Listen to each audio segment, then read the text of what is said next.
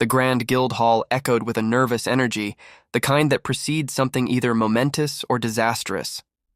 Lin and Sinju stood at the front, striking what they hoped were imposing poses. Sinju cleared his throat with a sound that could have woken a sleeping dragon. Ahem! Welcome to the first ever, and therefore best, meeting of our guild, he boomed. Lin shot him a look, whispering through the side of her mouth, Dude, less enthusiasm, we need to look cool. One by one, the new pledges stepped forward. Kyle, all muscle and bravado, shoved past a nonplussed Amira. I, Kale, the strongest here, pledge my unparalleled power, he declared.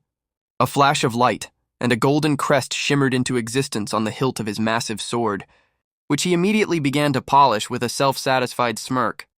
Amira rolled her eyes. Yeah. I'm in, she said, her voice laced with a dry wit.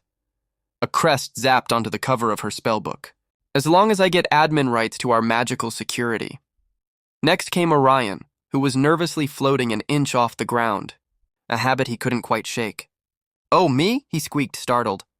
I pledge to try not to break anything important.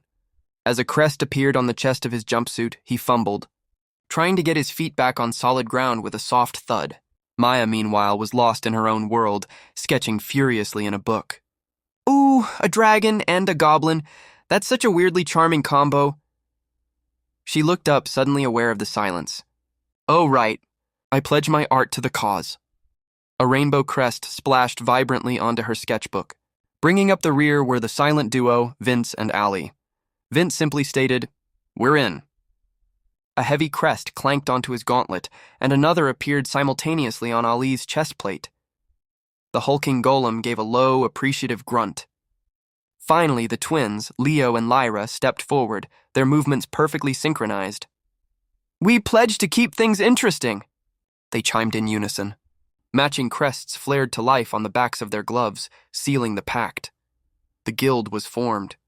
Later, the newly minted members were gathered around a huge circular table, the initial formality melting away into casual camaraderie. Lynn leaned back in her chair, a smug grin playing on her lips.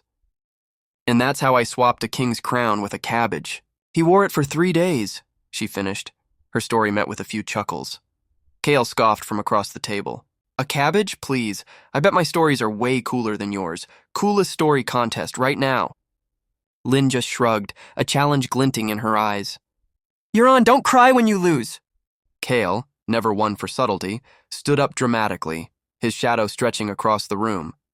During the Great Maelstrom, I single-handedly fought off a kraken while my ship was sinking, using a lightning-charged harpoon. The table was mildly impressed, and Orion even offered a few nervous claps. Lynn, however, didn't stand. She leisurely took a sip of her drink, the picture of nonchalance. Cute, she began, her voice calm. I once got bored and decided to steal the whisper, the concept of silence, from the god of thieves. I didn't take it. I just left an IOU note in his vault that said, You owe me 1 whisper. And he's still trying to figure out how I got in. A profound silence fell over the table, heavier than any Kale could have conjured. Then it was broken by Amira, who burst out laughing, clutching her sides. Okay, that's it. Cabbage Man wins, she gasped out between fits of laughter. The god is probably still having nightmares.